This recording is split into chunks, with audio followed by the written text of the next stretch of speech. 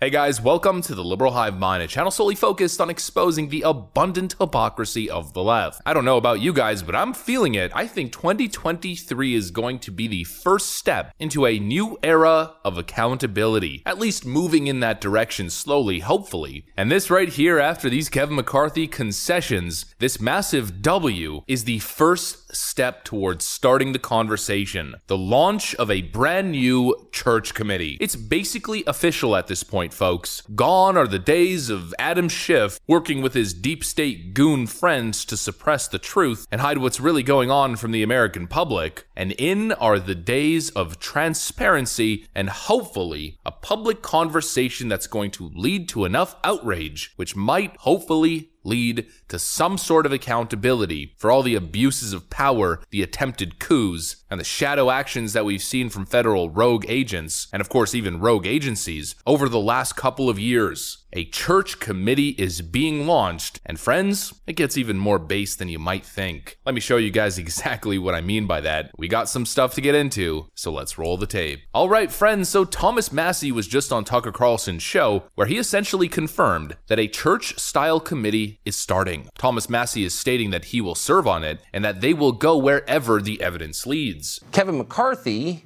decided to make some changes in the way he's going to administer the House and its priorities. And one of them is something that we've been talking about and certainly thinking about for quite some time, which is the creation of a committee modeled after the famous Frank Church Committee of the 1970s that will look a lot more closely at the influence of the FBI and the various intel agencies on domestic politics. They're not allowed to interfere in domestic politics. They clearly have been. And maybe Congress could get to the bottom of that. We were making sure that this committee wasn't going to be fenced in, that it wasn't just going to be a show committee. We wanted to make sure that we have full jurisdiction, that if we stumble onto something at another three-letter agency, that they don't say, whoa, that's out of your jurisdiction.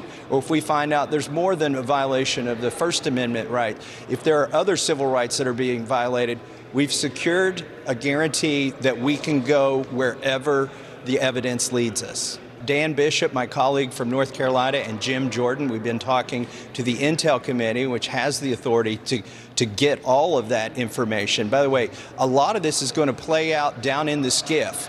You're going to have to trust the people that are put on this committee. And I'll tell you what, if there's something fishy going on, I'll come out of the SCIF and tell you.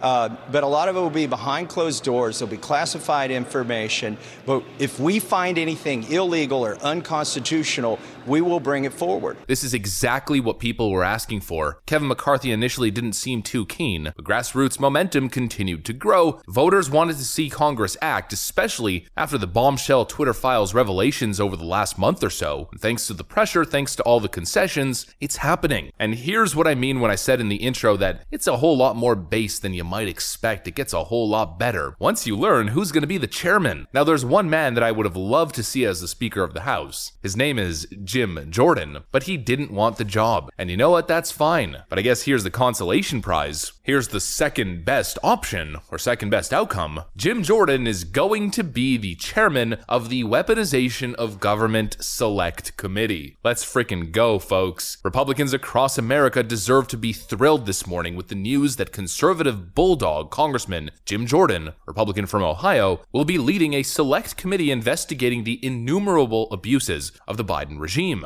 Given Jordan's impeccable credentials with the right, the regime better start sweating. Here's the full story from the Post-Millennial. The 118th House of Representatives will see the formation of a new select committee, headed by Jim Jordan, to dig into the abuses of power and weaponization of government. The investigative panel will demand emails and correspondence between the Biden administration and big tech companies, and follows the massive revelations that came to light through the recent release of the Twitter files. Newly minted House Speaker Kevin McCarthy, who was elected to Speaker after a hard-fought contentious battle on the House floor last week, as power and priority struggles played out in his own party, was asked to form the committee as part of the negotiations that brought him to power, Axios reported. Jordan was one of the 15 members of Congress who nominated Kevin McCarthy for Speaker last week, just as many in his party nominated and voted for him. Probe into communications between big tech tech giants and President Biden's aides will look for government pressure that could have resulted in censorship or harassment of conservatives, or squelching of debate on polarizing policies, including the CDC and the coup. If government personnel and agencies do not comply, subpoenas are likely to be issued, per a GOP source. The GOP is committed to digging into the politicization of the FBI, which not only includes the work done to discredit accurate reporting from the New York Post in the lead up to the 2020 presidential election, but the allegations of Russian election interference in the lead up to the 2016 election. Good. It's going to be widespread. Not just the most recent revelations that we've seen from Twitter, but go all the way back. To be honest, it goes way further back than 2016, but 2016 is really when it started to get egregious and clearly politically biased. The FBI has become an unofficial arm of the Democrat establishment of the DNC, starting with Peter Strzok, Lisa Page, James Comey and crew, Andy McCabe, John Brennan, the list goes on, where they seem to be working together and even with foreign sources to illegally and unconstitutionally interfere in the public discussion and interfere in the American democratic process. It cannot just be forgotten. I get so frustrated. In many ways, I sound like a broken record. I've been going on and on for years about their attempt to unseat a duly elected president, the shadow Hillary Clinton coup. I say the same things over and over again, and I will continue to say them, probably until I'm no longer breathing, because it just doesn't make any sense to me. It doesn't sit right with me to know what I know and just accept it as reality and move on. Oh, well, Hillary Clinton just worked with Russian spies and a British spy to fabricate BS evidence, the Russia tapes, the PP tapes as some people call them, and all the other bogus stories and salacious garbage, which they then used to leak to the media and then use the public reporting and their bogus dossier to get an illegal FISA warrant to spy on then Donald Trump's presidential campaign, and even after, spying on his presidency and planting moles in his cabinet to not only spy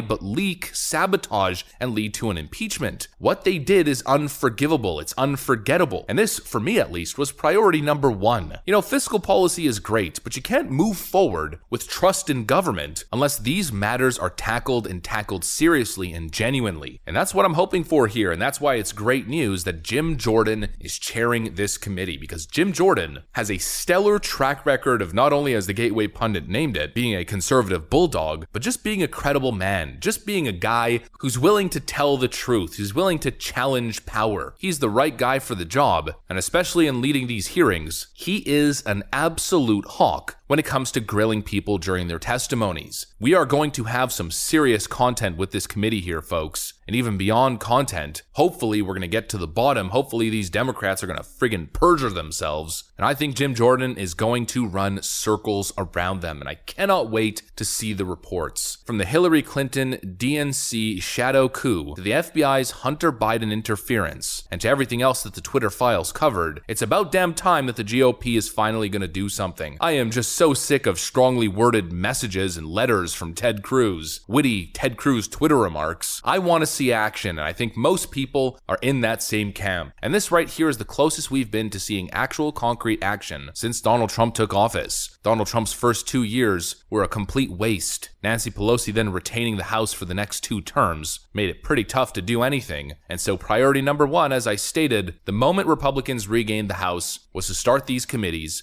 And thankfully, thanks to Matt Gaetz and others, thanks to people like Lauren Boebert, Chip Roy, the list goes on, Paul Gosar, we're going to see it, and it's going to be a top priority. Oh, they better be shaking in their boots, even more than they probably already are. If you didn't know it, a judge just ordered the Biden administration to hand over communications with tech companies. A federal judge ordered the Biden administration to hand over communication documents between the federal government and big tech companies. U.S. District Court Judge Terry Doughty of the Western District of Louisiana granted the order of discovery sought by Republican attorneys, or Republican Attorney Generals Eric Schmidt of Missouri and Jeff Landry of Louisiana. President Biden, members of his administration, and select social media companies must turn over documents and answer questions within the next 30 days during a discovery phase of a lawsuit alleging collusion to suppress freedom of speech, a court ruled. The Attorneys General of Louisiana and Missouri filed a lawsuit in May alleging that Biden and 8 high-ranking members of his administration and the government colluded with and or coerced social media companies, including Meta, Twitter, and YouTube, to suppress disfavored speakers' viewpoints and content on social media platforms. Bring it on. Bring discovery on. Bring the subpoenas on. We're also now learning that White House documents appear to indicate a censorship plot against Tucker Carlson. These are constitutional abuses